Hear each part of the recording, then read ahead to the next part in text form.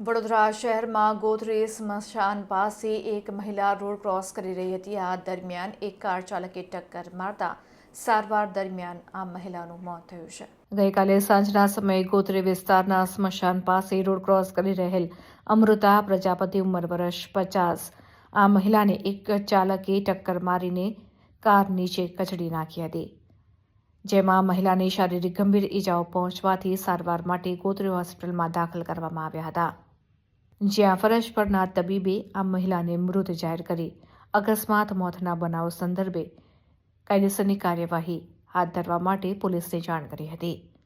પોલીસે મૃતદેહને પોસ્ટમોર્ટમ માટે કોલ્ડ રૂમમાં ખસેડવામાં આવ્યો હતો। બીજી તરફ આ બનાવ સંદર્ભે મહિલાના સગા સંબંધીઓને જાણ થતાં તેઓ હોસ્પિટલ ખાતે દોડી આવ્યા હતા અને સીસીટીવી ફૂટેજના આધારે આરોપીને સખતમાં સખત સજા થાય તેવી ન્યાયની માંગણી કરી હતી। આ ગાયત્રી સ્કૂલની બાજુમાં બનાવ બન્યું છે અને આ બેન પાણીની ટાંકીથી સીધા પ્રિયા ટાંકી તરફ જતા રહેતા। પોતે ઘર મારા ઘર છે ભૂમિ રેસિડેન્સીમાં B706માં રહું છું અને એ કાર નીકળી શમશાનના રસ્તે નીકળી છે અને એ બેનને ઠોકીને સીધું સામેને ગલીમાં ઘૂસી ગઈ છે। લોકો જોતા એવું કહ્યું છે અને ભીડ એકઠા થઈ ગઈ, એમાં એ નાસી છૂટ્યો હતો।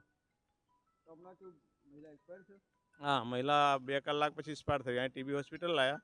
અહીંથી બહુ બૂમા પાડતા હતા એટલે અમે પ્રાઇવેટમાં લઈ ગયા, પણ ત્યાં જતાં એક્સપાયર થઈ ગયા। શું માંગ શું છે?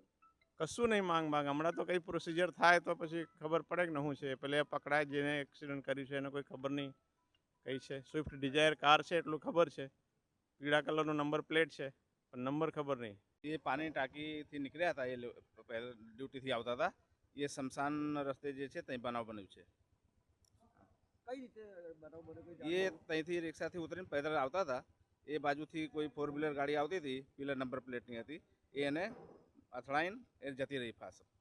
હાલમાં કેવી હાલત છે? હાલમાં કેવી હાલત છે? એ એક્સપાયર થઈ ગયા છે। શું માંગ શું છે? માંગ શું છે? એને પકડીને સખત કાર્યવાહી કરે, જે છે હરકી રીતે પરિવારજનને મદદ મળે।